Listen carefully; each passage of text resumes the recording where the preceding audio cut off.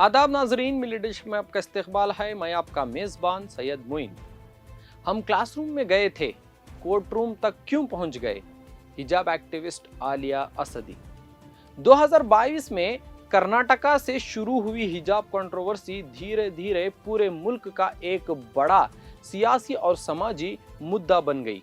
जो बात एक कॉलेज के ड्रेस कोड से शुरू हुई थी, वो देखते ही देखते protest, court cases, media debates और सियासी बयानात तक पहुंच गई। लेकिन इस पूरी कंट्रोवर्सी के बीच एक सवाल अक्सर दबा दिया गया।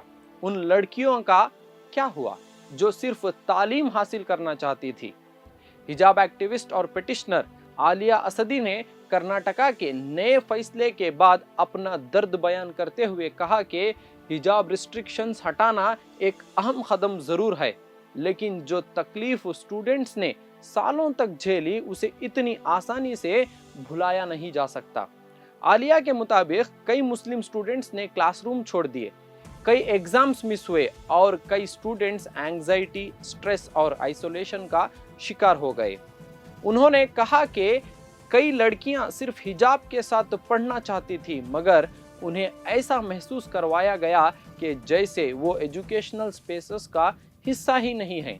सोचिए, एक स्टूडेंट जो डॉक्टर बनना चाहती थी, इंजीनियर बनना चाहती थी, अपने माँ बाप का सहारा बनना चाहती थी, उनको सिर्फ इसलिए क्लासरूम से दूर कर दिया गया क्योंकि उसने हिजाब पहना था। ये सिर्फ एजुकेशन का इशू नहीं था, ये इंसानी एहसासात का भी सवाल था। आलिया असदी ने ये भी कहा कि स्टूडेंट्स को एक सियासी और आइडियोलॉजिकल बैटल का हिस्सा बना दिया गया, जबकि क्लासरूम्स को कभी भी पॉलिटिक्स का मैदान नहीं बनना चाहिए था। आज जब हिजाब रिस्ट्रिक्शंस को वापस लेने की बातें हो रही हैं, तो सवाल ये उठता है, क्या सिर्फ बैन हटा देने से सब ठीक हो जाएगा? जो स्टूडेंट्स 3 साल तक मेंटल प्रेशर से गुजरे, जो एग्जाम मिस कर गए, जो डिप्रेशन का शिकार हुए, उनकी जिंदगी का जिम्मेदार कौन है? क्या उनका जो गुजरा एकेडमिक ईयर वापस आ जाएगा? क्या उनका कॉन्फिडेंस वापस आएगा? और सबसे बड़ा सवाल, क्या हिंदुस्तान में एक स्टूडेंट को अपनी तालीम और अपने मजहब में से किसी एक को चुनना चाहिए?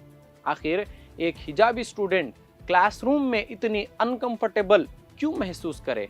क्या तालीम सिर्फ उनके लिए है जो मेजॉरिटी की तरह दिखते हैं, या फिर हर स्टूडेंट का बराबर हक है, चाहे उसका मजहब, जुबान या लिबास कुछ भी हो?